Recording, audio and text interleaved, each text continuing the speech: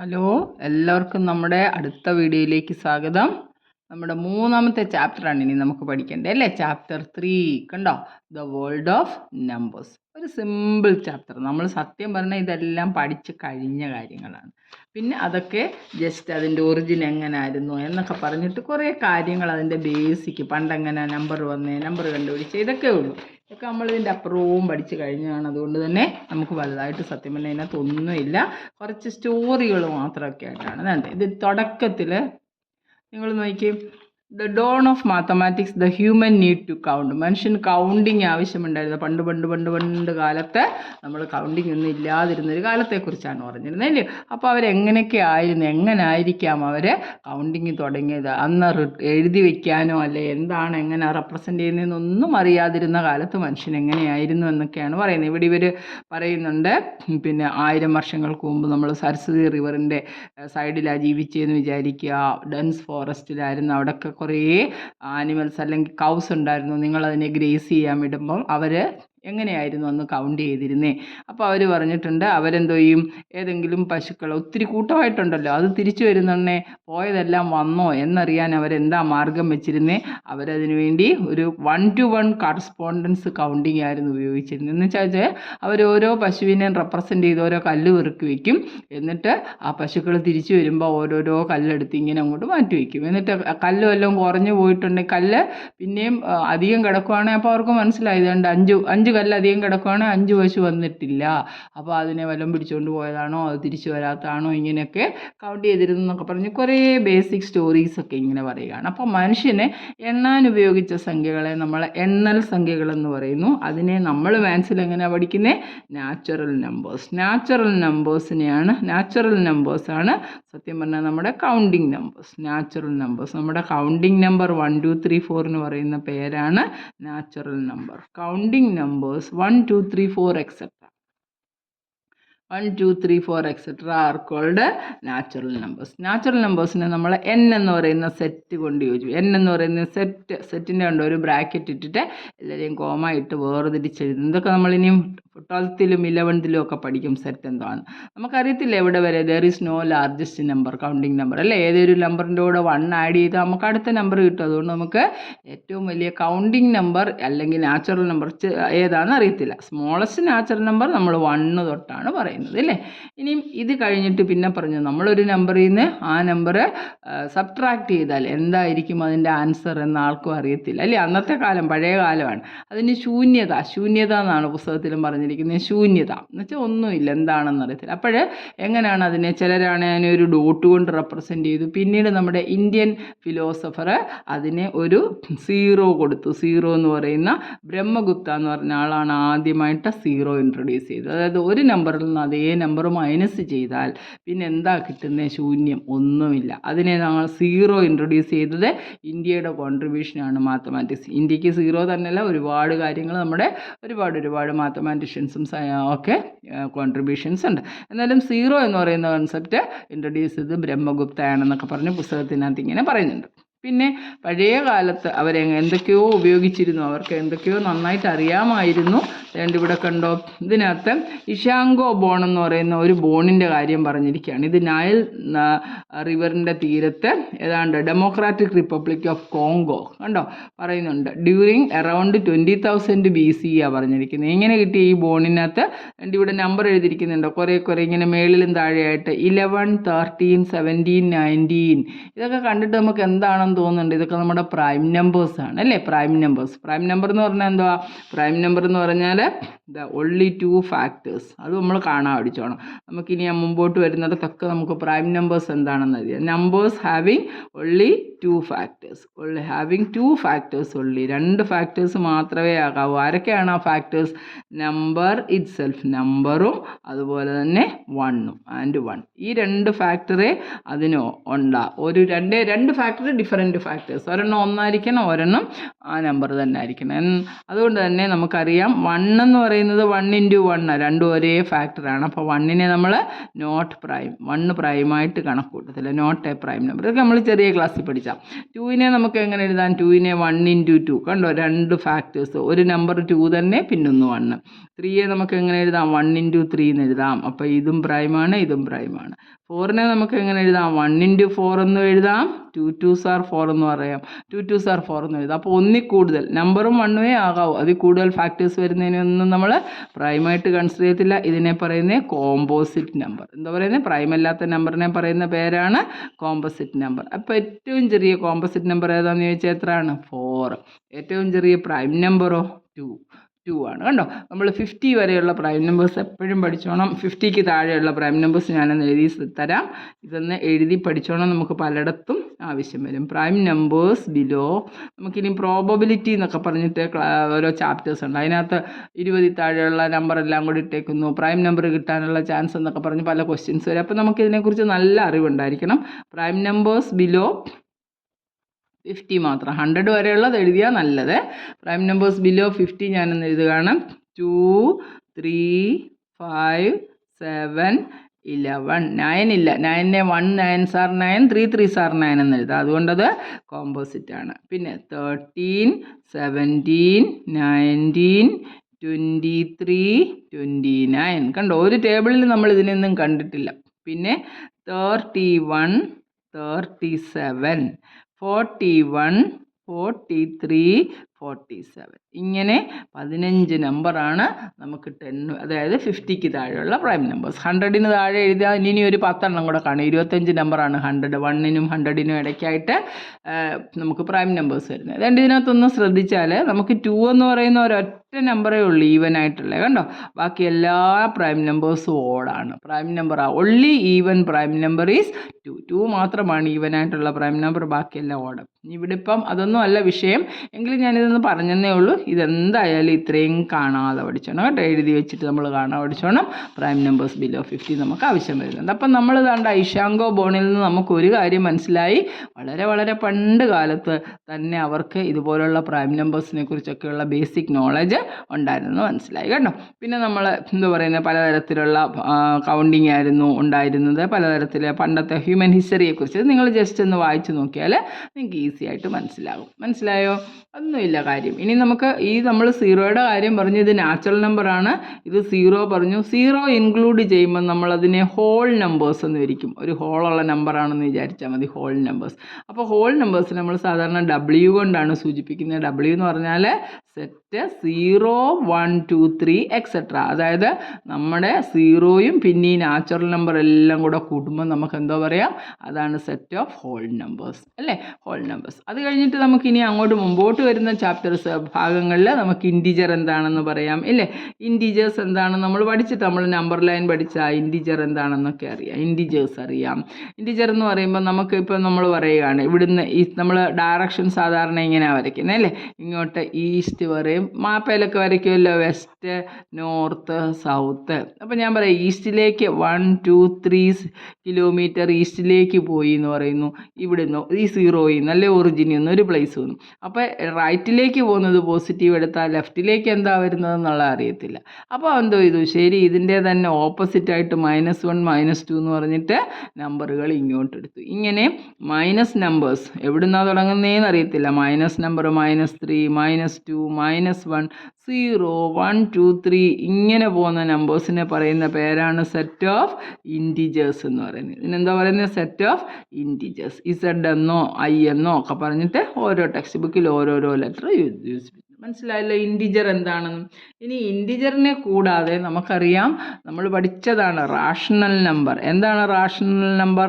Rational number എന്ന് പറഞ്ഞാൽ any number that can be written in the form P/Q. Number that can be written in the P/Q. P and Q are integers. Pയും Qവും നമ്മുടെ ഇൻറ്റിജറിൽ പെടുന്നതാണ്. P and Q are integers. ഒരു condition കൂടെ ഉണ്ട്, P and Q are integers and Q not equal to 0. Q 0 ആവാൻ പാടില്ല. കാര്യം ഡിവിഷൻ ബൈ 0 മീനിങ്ലെസ് ആണ് നമ്മൾ പഠിച്ചിട്ടുണ്ട് അല്ലേ. 0 ആവാൻ പാടില്ല. ബാക്കി ഡിനോമിനേറ്ററിൽ 0 ആകാൻ പാടില്ല. ബാക്കി നമ്പേഴ്സിനെ ബാക്കി രീതിയിൽ എഴുതാവുന്ന നമ്പേഴ്സ് നമ്മൾ ഫ്രാക്ഷൻസ് ഒക്കെ പറഞ്ഞ് പഠിച്ചിട്ടുണ്ട്. അതെല്ലാം എന്താണ്? സെറ്റ് ഓഫ് ഇൻറ്റിജേഴ്സ് ആണ്. റാഷണൽ നമ്പറാണ്. P/Q എന്നുള്ള ഫോമിൽ എഴുതാൻ പറ്റുന്നതിനൊക്കെ നമ്മൾ റാഷണൽ നമ്പർ എന്ന് പറയും. ഇനി റാഷണൽ അല്ലാത്ത നമ്പറിനെ നമ്മൾ ഇറാഷണൽ നമ്പർ എന്ന് പറയും. ഇങ്ങനെയൊന്നും എഴുതാൻ പറ്റത്തില്ല. അതാണ്ട് √2 √3 ഇങ്ങനെയൊക്കെ പറയുന്ന നമ്പറിനൊന്നും നമുക്ക് ഈ ഫോമിൽ എഴുതാൻ പറ്റത്തില്ല. അതുകൊണ്ട് ഇതിനെ പറയുന്ന പേരാണ് ഇറാഷണൽ നമ്പർ. എന്തുവാ? Irrational number. ഇതെല്ലാം കൂടെ ഈ നമ്പറുകളെല്ലാം കൂടെ, അതായത് നമ്മുടെ ഡെസിമലുണ്ട്, ഫ്രാക്ഷനുണ്ട്, നാച്ചുറൽ നമ്പറുണ്ട്, ഹോൾ നമ്പറുണ്ട്, ഇതെല്ലാത്തിനും കൂടെ പറയുന്ന പേരാണ് സെറ്റ് ഓഫ് റിയൽ നമ്പേഴ്സ്. എല്ലാത്തിനും പറയുന്ന പേരാണ് റിയൽ നമ്പർ. അത് നമ്മൾ കുറേശ്ശെ പതുക്കെ ഓരോന്ന് വരുമ്പോൾ പഠിക്കാം. എങ്ങനെയൊക്കെയാണ് ഇവരാദ്യം ഏൻഷ്യൻ്റ് കൗണ്ടിങ്ങും ബ്രഹ്മഗുപ്ത ഉപയോഗിച്ച റൂളും കാര്യങ്ങളും ഒക്കെ ആയിട്ടാണ് പറയുന്നത്. പോസിറ്റീവ് നമ്പറിനൊക്കെ അവർ ഈ പേരൊന്നും അല്ല, പോസിറ്റീവ് നെഗറ്റീവ് ഒക്കെ പിന്നെ വന്നത്. പോസിറ്റീവ് ഇൻറ്റിജേഴ്സിനൊക്കെ പറയുന്നതിൽ ഫോർച്യൂൺ എന്നൊക്കെയാണ് കിട്ടുന്ന കാര്യങ്ങൾ. പോസിറ്റീവായിട്ടുള്ളതിന് ഫോർച്യൂൺ എന്ന് പറയും. അപ്പം നമുക്ക് അങ്ങനെ ഓരോന്ന് ടെക്സ്റ്റ് ബുക്കിൽ നിന്ന് പഠിക്കാം. ഇപ്പോൾ തൽക്കാലം നമ്മളിത് ആ ഒരു പേജ് കഴിഞ്ഞപ്പോൾ നമുക്ക് ഒരു എക്സസൈസ് കിട്ടി. എക്സസൈസ് 3.1 ഒരു കുഞ്ഞ് എക്സസൈസ് 1ാം ക്ലാസ്സിലെ പിള്ളേരെ പഠിപ്പിക്കാവുന്ന ഒരു കൊച്ചു എക്സസൈസ്. കണ്ടോ? ഇതങ്ങ് തീർത്തിട്ട് നമുക്ക് മുമ്പോട്ട് പോകാം. നോക്കിക്കേ ആദ്യത്തെ question. A merchant in the port city of Lothal is exchanging bags of spices for copper ingots. Copper ingots എന്ന് പറഞ്ഞാൽ ഈ കോപ്പറിൻ്റെ ഒക്കെയുള്ള കട്ടി, സ്വർണ്ണക്കട്ടി എന്നൊക്കെ നമ്മൾ പറയത്തില്ലേ, എന്ന് പറഞ്ഞ പോലെ കോപ്പർ കൊണ്ട്, അന്നൊക്കെ കോപ്പറായിരുന്നു ആദ്യം മനുഷ്യൻ കണ്ടുപിടിച്ച മെത്തേഡ്സ്. കോപ്പറായിരുന്നു. കോപ്പർ കൊണ്ടുള്ള കോയിനുകളൊക്കെ ആയിരുന്നു മീഡിയം ഓഫ് എക്സ്ചേഞ്ച്, മണിക്ക് പകരം. ആദ്യമൊക്കെ മനുഷ്യർ എന്തായിരുന്നു? ബാർട്ടർ സിസ്റ്റം ആയിരുന്നു. സാധനങ്ങൾക്ക് പകരം സാധനങ്ങളൊക്കെ കൈമാറ്റം ചെയ്തു. അത് കഴിഞ്ഞപ്പോൾ പതുക്കെ കോപ്പറൊക്കെ ഇറങ്ങിയപ്പോൾ കോപ്പർ കൊണ്ടുള്ള കോയിനായി. അത് കഴിഞ്ഞ് പിന്നെ ചൈനക്കാർ പേപ്പറൊക്കെ കണ്ടുപിടിച്ചപ്പോഴാണ് ഇന്നത്തെ കറൻസി നോട്ട്സ്. ഇതൊക്കെ നമ്മുടെ അതിൻ്റെ ബാക്ക് ഹിസ്റ്ററിയാണ് അല്ലേ. കുറേ കാര്യങ്ങളൊക്കെ നമുക്കൊന്ന് ജസ്റ്റ് നോളജിന് വേണ്ടി പറഞ്ഞു തന്നേ ഉള്ളൂ. അപ്പോൾ നോക്കിയേ, merchant in the port of city of Lothal is exchanging bags of spices for copper ingots. ഒരു കട്ടി, സ്വർണ്ണക്കട്ടി എന്നൊക്കെ പറയുന്ന പോലെയാണ് കോപ്പർ ഇൻഗോട്ട്സ്. ഇച്ചിരി ബ്രിക്ക് പോലെ ഇരിക്കുന്ന കഷ്ണങ്ങൾ. He receives 15 ingots for every 2 bags of spices. 2 bag spice വിറ്റാൽ അങ്ങേർക്ക് എത്ര ഇൻഗോട്ടാണ് കിട്ടുന്നത്? 15 എണ്ണം കിട്ടുന്നു. If he brings 12 bags of spices, അയാളുടെ കയ്യിൽ 12 ബാഗ് സ്പൈസസ് ഉണ്ടെങ്കിൽ മാർക്കറ്റിൽ കൊണ്ടുവന്ന് വിറ്റാൽ how many copper ingots will he leave with? അയാൾക്ക് എത്ര കോപ്പർ ഇൻഗോട്ട്സ് കിട്ടുമെന്നാണ് ചോദിച്ചിരിക്കുന്നത്. സിമ്പിൾ, വെരി സിമ്പിൾ അല്ലേ. നമുക്ക് ആദ്യം ഇതിൻ്റെ വഴിയൊക്കെ ഒന്ന് എഴുതി നോക്കാം. നോക്കിക്കേ എന്തൊക്കെയാണെന്ന് ആ ചോദ്യം വൃത്തിയായിട്ട് വായിച്ച് മനസ്സിലാക്കി വെക്കുക. ഒരു കാര്യവും ഇല്ലാത്തൊരു ചോദ്യം നമുക്ക് എഴുതാം. നോക്കിക്കേ എന്താ ക്വസ്റ്റ്യൻ പറഞ്ഞിരിക്കുന്നത്? A merchant in the city of exchanging bag of spices for copper ingots. He receives 15 ingots for 2 bags of spices. അപ്പോൾ നമുക്ക് പറയാം number of ingots for എത്ര? He receives 15 ingots.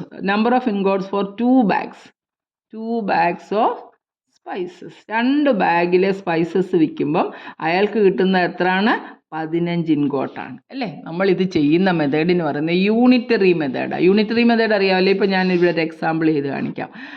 5 മുട്ടായിക്ക് അല്ലേ, 5 ചോക്ലേറ്റിന് 10 റുപ്പീസാണ്. 5 ചോക്ലേറ്റിന് 10 റുപ്പീസാണ്. അപ്പോൾ ഒരു ചോക്ലേറ്റിന് എത്ര രൂപയായിരിക്കും? നമ്മൾ സാധാരണ എന്താ പറയുന്നത്? 10 ഡിവൈഡഡ് ബൈ 5 2 രൂപ, 2 റുപ്പീസാണ്. ഇങ്ങനെയെങ്കിൽ 7 ചോക്ലേറ്റിന് എത്ര വിലയാണ്? 7 ചോക്ലേറ്റ്, ഒരു ചോക്ലേറ്റിന് 2 രൂപയാണെങ്കിൽ 7 ചോക്ലേറ്റിന് നമ്മൾ എങ്ങനെ ആവുന്നത്? 2 × 7 = 14. ഇതിന് പറയുന്ന പേരാണ് യൂണിറ്ററി മെത്തേഡ്. ഒന്നിൻ്റെ വില കണ്ടുപിടിച്ചിട്ട് ഒന്നിൽ കൂടുതലിലേക്ക് മാറ്റുന്ന മെത്തേഡിന് നമ്മൾ യൂണിറ്റ് മീൻസ് ഒന്നാണ് യൂണിറ്ററി മെത്തേഡ്. മനസ്സിലായല്ലോ? അപ്പോൾ 5 എണ്ണത്തിന് 10 രൂപയാണെങ്കിൽ 7ൻ്റെ വില ചോദിച്ചാൽ നമ്മൾ ഒന്നിൻ്റെ വില ആദ്യം കണ്ടിട്ട് പിന്നെ ഒരു 7ൻ്റെ വില കാണും, ഒന്നിൽ കൂടുതൽ. ആ മെത്തേഡ് തന്നെ നമ്മൾ ഇവിടെ ഉപയോഗിക്കുന്നു. നോക്കി, number of ingots for 2 bags of spices എന്ന് പറയുന്നത് 15. അപ്പോൾ നമുക്ക് 1ലേക്ക് കാണാം number of ingots for 1 bag of spices. എന്ത് ചെയ്യുന്നത്? നമ്മളിവിടെ എന്തോ ചെയ്തേ? ഇവിടെ എന്തോ നമ്മൾ ചെയ്തേ? 1 കാണാൻ ഈ നമ്പറിനെ ഇതുകൊണ്ട് ഡിവൈഡ് ചെയ്തു. അതുപോലെ നമ്മൾ ഇവിടെ എന്തോ ചെയ്യും? 15നെ 2 കൊണ്ട് അങ്ങ് ഡിവൈഡ് ചെയ്തു. ആ കിട്ടിയ ആൻസർ ഞാനിവിടെ എഴുതി. 15നെ 2 കൊണ്ട് ഡിവൈഡ് ചെയ്യാൻ പറ്റാത്തതുകൊണ്ട് കിട്ടും 7.5 കിട്ടും. എന്നാലും ഞാൻ ചുമ്മാ അങ്ങനെ അങ്ങ് ഇടുന്നു. ഇനി നമുക്ക് എന്തോ ചോദിച്ചിരിക്കുന്നത്? അങ്ങയുടെ എത്ര ഉണ്ട്? 12 ബാഗ് ഉണ്ട് അല്ലേ? അപ്പം number of ഇൻഗോട്സ് for 15 bags of spices. 15 bags of spices. നോക്കിക്കേ, ഒരു ബാഗിനകത്ത് 5 മുട്ടായി ഉണ്ടെങ്കിൽ 15 ബാഗിൽ എത്ര ഉണ്ടെന്ന് ചോദിക്കുന്ന പോലെയല്ലേ? അതെ, ഇതും അതുപോലെ അല്ലായിരുന്നോ? 5 മുട്ടായിക്ക് 10 രൂപയാണെങ്കിൽ 7 മുട്ടായിയുടെ കാര്യം ചോദിച്ചപ്പോൾ നമ്മൾ ആദ്യം ഒരു മുട്ടായിയുടെ വില കണ്ടുപിടിച്ചു. എന്നിട്ട് ഒന്നിൽ കൂടുതൽ കാണാൻ നമ്മൾ ആ എണ്ണം കൊണ്ട് ഗുണിക്കുകയല്ലേ ചെയ്യുന്നത്? അതുപോലെ തന്നെ ഇവിടെ എത്രൻ്റെയാണ്? നമ്പർ ഓഫ് ഇൻഗോട്സ് ഫോർ 15 അല്ല 12 ആണ് പറഞ്ഞിരിക്കുന്നത് കേട്ടോ. 12 ആണ്, സോറി, ഞാൻ 15 എന്ന് എഴുതി. 12. അപ്പോൾ നമുക്ക് എത്ര കിട്ടുന്നത്? 12 × 5, 15/2. and 2ഉം 12ഉം കൂടെ വെട്ടാമല്ലോ. 2 6 are 12, 15 6 are 90. കണ്ടോ? അപ്പോൾ അയാൾക്ക് എത്ര കിട്ടുന്നത്? 19 ഇൻഗോട്സ്. മനസ്സിലായോ? വെറും സിമ്പിൾ. 2 ബാഗിന് 15 അപ്പോൾ ഒരു ബാഗിന് എത്ര? 15/2. എന്നാൽ പിന്നെ 12 ബാഗിന് എത്ര? 12 × 15/2. യൂണിറ്ററി മെത്തേഡ് പെട്ടെന്ന് ഈ കണക്ക് ഓർക്കുക. 5 മുട്ടായിക്ക് 10 രൂപയാണെങ്കിൽ 7 മുട്ടായിയുടെ വില ചോദിച്ചാൽ നമ്മൾ ആദ്യം ഒരു മുട്ടായിയുടെ വില കണ്ടുപിടിക്കും 10/5 വെച്ച്. എന്നിട്ട് 7ൻ്റെ ചോദിച്ചാൽ അതിനെ അങ്ങ് മൾട്ടിപ്ലൈ ചെയ്താൽ മതി. അല്ലെങ്കിൽ ഇതെൻ്റെ ഇവിടെ ഇപ്പം ഞാൻ ഇങ്ങനെ തന്നെ ചെയ്തെന്ന് നോക്കിയോ. കണ്ടോ? 1ന് 10/5 ആയിരുന്നു. ഞാൻ ഡിവൈഡ് ചെയ്യാൻ പോയില്ല, അതുപോലെ തന്നെ കിട്ടും. എന്നിട്ട് 7ന് ചോദിച്ചപ്പോൾ ഞാൻ 7 × 10/5 ചെയ്തു അല്ലേ? 7 10s are 70 / 5. എത്ര കിട്ടുന്നത്? 14. കണ്ടോ? ഇങ്ങനെയും വേണേൽ ചെയ്യാം, അല്ലെങ്കിൽ നമുക്ക് നേരിട്ട് ഇത് വെട്ടിക്കളയാൻ പറ്റാത്ത നമ്പറൊക്കെ ആണെങ്കിൽ അതുപോലെ അങ്ങ് ചെയ്യാം. ഇപ്പോൾ 10 ഒക്കെ ആയതുകൊണ്ട് ഞാനങ്ങ് ഡിവൈഡ് ചെയ്തതന്നേ ഉള്ളൂ. നന്നായിട്ട് മനസ്സിലായല്ലോ? ഇത്രയേ ഉള്ളൂ ഒന്നാമത്തെ ക്വസ്റ്റ്യൻ എന്ന് പറയുന്നത്. അടുത്തത് നോക്കിക്കേ. Look at the sequence of numbers on 1 column of the Ishango bone 11 13 17 19. What do these numbers have in common? List the next 3 numbers that fit in this pattern. ഈ പാറ്റേണിൽ ഫിറ്റ് ആകുന്ന അടുത്ത 3 നമ്പർ നമ്മൾ അടുത്ത 3ന് പകരം ഇഷ്ടം പോലെ എഴുതിയിട്ടുണ്ട് അല്ലേ? ഇതാ ഇഷ്ടം പോലെ 50ക്ക് താഴെ വരെയുള്ള നമ്പേഴ്സ് എഴുതിയിട്ടുണ്ട്. നമ്മളോട് അടുത്ത 3 എണ്ണം പറഞ്ഞു. അവരേതൊക്കെയാണ് പറഞ്ഞിരിക്കുന്നതെന്ന് നോക്കിക്കേ. അവർ ഇഷാങ്കോ നമ്പറിൻ്റെ കാര്യം പറഞ്ഞിട്ടുണ്ട്. 11 13 17 9. What do these numbers have in common? ഇതിനൊക്കെ എന്താണ് കോമൺ ആയിട്ടുള്ളത്? ഇതെല്ലാം പ്രൈം നമ്പേഴ്സാണ്. ഇതൊക്കെ പ്രൈം നമ്പേഴ്സാണ്. 1ഉം ആ നമ്പറും മാത്രം. They have only 2 factors, 1 and the number itself. അതിനൊക്കെ 2 ഫാക്ടറേ ഉള്ളൂ, 1ഉം ആ നമ്പറും. List the next 3 numbers that fit in the pattern. അവർ എഴുതി വെച്ചേക്കുന്ന ഏതൊക്കെയാണ്? 11 13 17 19. അതായത് നമ്മളിവിടെ ഇഷ്ടം പോലെ എഴുതിയിട്ടുണ്ട്. 11 13 17 19. അടുത്ത എന്തൊക്കെ എഴുതാം? 23 29 31 37. എത്ര എണ്ണം വേണേലും നമുക്ക് എഴുതാം. മനസ്സിലായോ?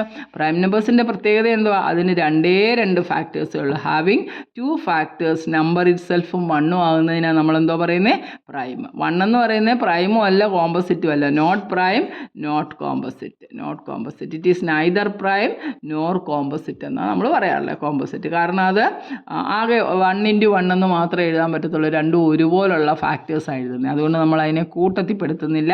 പ്രൈമും അല്ല കോമ്പോസിറ്റും അല്ല. മനസ്സിലായല്ലോ? ഇത് നന്നായിട്ട് മനസ്സിലായോ? അപ്പോൾ നമ്മൾ ഇതങ്ങ് പഠിച്ചാൽ മതി. അപ്പോൾ നമ്മുടെ ആൻസറായി. എന്താ രണ്ടാമത്തെ answer? They are prime numbers. രണ്ടാമത്തേൻ്റെ ആൻസർ നമ്മൾ എന്താ എഴുതണ്ടേ? They are prime numbers. എന്താണ് അവയുടെ പ്രത്യേകത? They are prime numbers. പ്രത്യേകത എന്താ? They have only 2 factors. They are prime numbers with only having 2 factors only. 2 factors only. അതെല്ലാം പ്രൈം നമ്പറാണ്. പ്രൈം നമ്പർ എന്ന് പറഞ്ഞാൽ എന്താ? 2 ഫാക്ടർ. എന്നിട്ട് അടുത്ത 2 എണ്ണം എഴുതാൻ പറഞ്ഞാൽ ഏതൊക്കെയായിരുന്നു? 11 13 17 19. 19 കഴിഞ്ഞിട്ട് 23, പിന്നെ 29 31 37 എക്സെട്ര. കുറച്ചങ്ങോട്ട് അങ്ങ് എഴുതിയാൽ മതി. റെഡിയാണല്ലോ? രണ്ടാമത്തെ ആൻസർ കഴിഞ്ഞു. അതുകൊണ്ട് എന്ത് സിമ്പിളാണ്. We know that natural numbers are closed under addition. Sum of any two natural number is always a natural number. Are they closed under subtraction? Provide a couple of examples to justify your answer. നമുക്കറിയാം നമുക്ക് natural number is closed under addition. അതായത് രണ്ട് natural number എടുത്താൽ അതിൻ്റെ സമ്മും ഒരു natural number ആയിരിക്കും. അങ്ങനെ വരുന്നതിനാണ് നമ്മളെന്തോ പറയുന്നത്? They are closed under addition എന്ന് പറയുന്നത്. അപ്പോൾ നമുക്ക് ഇവിടോട്ടൊരു എക്സാമ്പിൾ എഴുതി നോക്കാം. എന്തായിരുന്നു നോക്കിക്കേ. അപ്പം നമ്മുടെ മൂന്നാമത്തെ ചോദ്യം നമ്മൾ ഇങ്ങോട്ട് എഴുതുന്നു. എന്താ question? We know that natural numbers are closed under addition. അത് രണ്ട് നമ്പർ നാച്ചുറൽ നമ്പർ എടുത്താൽ അതിൻ്റെ സമ്മ ഒരു നാച്ചുറൽ നമ്പറാണ്. R they closed under subtraction? Give examples. നമുക്കറിയാം ഇഫ് 3യും 2യും നാച്ചുറൽ നമ്പർ ആണല്ലോ. 3യും പോട്ടെ 4ഉം എടുക്കുക. 3യും 4ഉം നാച്ചുറൽ നമ്പേഴ്സ് ആണ് അല്ലേ?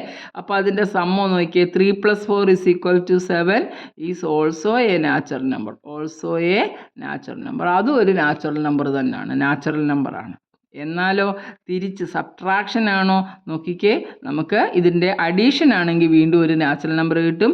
3 - 4 കണ്ടോ? 3യിൽ നിന്ന് എങ്ങനെ 4 കുറയ്ക്കുന്നത്? നമുക്കറിയാം ഇൻറ്റിജറിനകത്തൊക്കെ നമ്മൾ കാണിച്ചാണ്. അപ്പോൾ 3 - 4 എങ്ങനെ ചെയ്യുന്നത്? വലുതിൽ നിന്ന് ചെറുത് കുറച്ചിട്ട് വലുതിൻ്റെ ചിഹ്നം. Subtract the smaller from the larger and put the sign of the larger number. വലുതിൽ നിന്നും ചെറുത് കുറച്ച് വലുതിൻ്റെ ചിഹ്നം. 4ൽ നിന്ന് 3 കുറച്ചപ്പോൾ നമുക്ക് 1 കിട്ടി. വലുത് ഒരു നമ്പറിൻ്റെ ലെഫ്റ്റിലാണ് സൈൻ കിടക്കുന്നത്. ആ സൈൻ എടുത്ത് ലെഫ്റ്റിലേക്ക് ഇട്ടു. കണ്ടോ? -1 ആണ്. അപ്പോൾ നമുക്ക് -1 നാച്ചുറൽ നമ്പർ ആണോ? Is not a natural number. Integer ആണ്. പക്ഷേ നാച്ചുറൽ നമ്പറിൻ്റെ കാര്യത്തിൽ 1 2 3 മാത്രമേ ഉള്ളൂ. നമ്മൾ അങ്ങനെയാണ് പഠിച്ചത്. നാച്ചുറൽ നമ്പർ എന്ന് പറയുന്നത് നമ്പേഴ്സ് 1 2 3 എക്സെട്രയ്ക്ക് പറയുന്ന പേരാണ് നാച്ചുറൽ നമ്പർ. ഇതിനകത്ത് മൈനസ് നമ്പർ ഒന്നുമില്ല. മൈനസ് നമ്പർ വരണമെങ്കിൽ ഹോൾ നമ്പറിനകത്തും ഇല്ല. പിന്നെ വരണമെങ്കിൽ എവിടെ വരണം? ഇൻറ്റിജർ വന്നാൽ മാത്രമേ മൈനസ് വരത്തുള്ളൂ അല്ലേ? അപ്പം നമ്മൾ പറയാണ് ക്ലോസ്ഡ് അണ്ടർ അഡീഷൻ സബ്ട്രാക്ഷൻ എന്നൊക്കെ പറഞ്ഞാൽ നമ്മൾ ആഡ് ചെയ്ത് കഴിഞ്ഞാൽ കിട്ടുന്നതും ഒരു നാച്ചുറൽ നമ്പർ ആണോ? അപ്പോൾ നമ്മൾ പറയും yes it is closed under addition. സബ്ട്രാക്ഷനിൽ ക്ലോസ്ഡ് ആണോ എന്ന് നോക്കിയേ. 3 - 4 - 1 is not a natural number. Natural number അത് നാച്ചുറൽ നമ്പർ അല്ല. It's not a natural number. therefore it is not closed under subtraction. എത്ര എക്സാമ്പിൾ വേണേലും നമുക്ക് പറഞ്ഞു കൊടുക്കാം അല്ലേ? Not closed under subtraction. വേറെ എക്സാമ്പിളും കൂടെ അങ്ങോട്ട് പറഞ്ഞു കൊടുക്കുക. 5 and 3 are natural numbers. 5 + 3 = 8 is A natural number. ഒരു നാച്ചുറൽ നമ്പറാണ്. പക്ഷേ 3 - 5 - 3 എടുത്താൽ പറ്റും. പക്ഷേ തിരിച്ചെടുത്താലോ 3 - 5 എന്ന് പറയുന്നത് നമുക്ക് -2 അല്ലേ കിട്ടത്തുള്ളൂ. അപ്പം നമുക്കത് നാച്ചുറൽ നമ്പറായിട്ട് കൺസിഡർ ആക്കാൻ പറ്റുമോ? 5 + 3 പറ്റിയോ? 5 - 3 പറ്റി 2 എന്ന് കിട്ടി. പക്ഷേ 3 - 5 എന്ന് പറയുന്നത് നാച്ചുറൽ നമ്പർ ആണോ? -2 ആണ്. Is an integer. അപ്പോൾ ഏതെങ്കിലും ഒരു 5-6 എക്സാമ്പിൾ കാണിച്ചു എന്തിനാ ഒന്നാക്കുന്നത്? അത്രയുള്ള ആ question. Ancient Indians used the joints of their finger to count. അതാണ് നോക്കിക്കേ, simple question. A practice still seen today. Each finger has 3 joints and the thumb is used to count them. How many can you count on one hand? How does this relate to the ancient base 12 counting system? എന്തോ പറഞ്ഞിരിക്കുന്നത്? ഇതാ നമ്മുടെ കൈ. ആൾക്കാർ കൂട്ടുന്നത് കണ്ടിട്ടില്ലയോ? അതുകൊണ്ട് ഇങ്ങനെ തള്ളവിരൽ കൊണ്ട് അവരുടെ തമ്പ് വെച്ച് ഇങ്ങനെ ആഡ് ചെയ്യും. കണ്ടോ? നമ്മുടെ കയ്യിലെല്ലാം ഇങ്ങനെ 3 കണ്ടോ? ഈ അവർ പറഞ്ഞിട്ടുണ്ട് എവരി ഫിംഗർ, ഓരോ ഫിംഗറിലും 3 ജോയിൻസ് ഉണ്ട് ഇല്ലേ? 3 ജോയിൻസ് ആണ്. അപ്പോൾ അവർ ഈ തള്ളവിരൽ കൊണ്ടാണ് എണ്ണുന്നത്. 1 2 3 4 5 6 7 8 9 10 11 12 ഇങ്ങനെയാണ് എണ്ണുന്നത്. ഈ തള്ളവിരൽ കൗണ്ട് ചെയ്യാനേ ഉള്ളൂ. ഇതേലും ഉണ്ട് 3 പക്ഷേ അവർ ഈ തള്ളവിരൽ കൊണ്ടാണ് കൗണ്ട് ചെയ്യുന്നത്. അപ്പോൾ നമ്മുടെ അടുത്ത് എന്താ ചോദിച്ചിരിക്കുന്നത്? Thumbs used to count them. How many can you count on one hand? ഒരു ഹാൻഡിൽ എത്രയാണ്? 4 ഫിംഗറാണ്. അതിൽ 3 ജോയിൻസ് ഉണ്ട്. അപ്പോൾ 4 × 3 12 ജോയിൻസ്. 12 വരെ നമുക്ക് കൗണ്ട് ചെയ്യാം. How does this relate to the ancient base 12 counting system? Not only in ancient, even now it is under practice അല്ലേ? നമുക്ക് കാണാം ആൾക്കാരോട് എന്തെങ്കിലും പറഞ്ഞാൽ അവർ പെട്ടെന്ന് ഇങ്ങനെ ഇരുന്നേ കാണാം. അപ്പോൾ നമ്മൾ സാധാരണയായിട്ട് അഡീഷൻ ടേബിളൊക്കെ കേരളൈസ് നമ്മൾ മിക്കവാറും പഠിച്ചിട്ടുള്ളതായതുകൊണ്ട് നമ്മൾ പറയാം. പക്ഷേ ചില സ്ഥലങ്ങളിൽ ചെന്ന് കഴിഞ്ഞാൽ അവരിങ്ങനെ നമ്മൾ എന്തെങ്കിലും ഒന്ന് ആഡ് ചെയ്യാൻ പറഞ്ഞാൽ ഇങ്ങനെ ഇരുന്നുകൊണ്ട് എണ്ണുന്നേ കാണാം. 3 9 4 കൂടെ കൂട്ടിയാൽ അവർ 9 എടുത്തിട്ട് 10 11 12 13 എന്നും പറഞ്ഞ് ഇങ്ങനെ ആഡ് ചെയ്യുന്നേ കാണാം. മനസ്സിലായോ? അപ്പം നമുക്ക് അതേ ചോദിച്ചിട്ടുള്ളൂ. അപ്പോൾ പണ്ട് ഏൻഷ്യൻ്റെ ബേസ് 12 കൗണ്ടിങ് സിസ്റ്റത്തിനോട് സെയിം ആണ്. Ancient Indians used to join their fingers to count a practice still seen today എന്ന് അവർ പറയുന്നുണ്ട്, ഇപ്പോഴും പ്രാബല്യത്തിലുള്ളതാണ്. Each finger has 3 joins. അപ്പം number of joins in each finger, number of joins in each finger, ഓരോ ഫിംഗറിലും കാണുന്ന ജോയിൻസിൻ്റെ എണ്ണം 3 ആണ്. Total number of fingers use ചെയ്യുന്നത് എന്തുവാ? നമ്പർ ഓഫ് ഫിംഗേഴ്സ് യൂസ് ചെയ്യുന്നത് 4 ആണ്. ദെയർഫോർ ടോട്ടൽ നമ്പർ എന്ന് പറയുമ്പോൾ എന്താ കിട്ടുന്നത്? 3യെ 4 കൊണ്ട് മൾട്ടിപ്ലൈ ചെയ്തു. 3 × 4 = 12. ആൻഡ് 12 ബേസ് കൗണ്ടിങ് സിസ്റ്റം അല്ലേ? ബേസ് 12 കൗണ്ടിങ് സിസ്റ്റം തന്നെയാണ്. It is even still a practice still seen today, ഇന്നും കാണുന്ന പ്രാക്ടീസാണ്.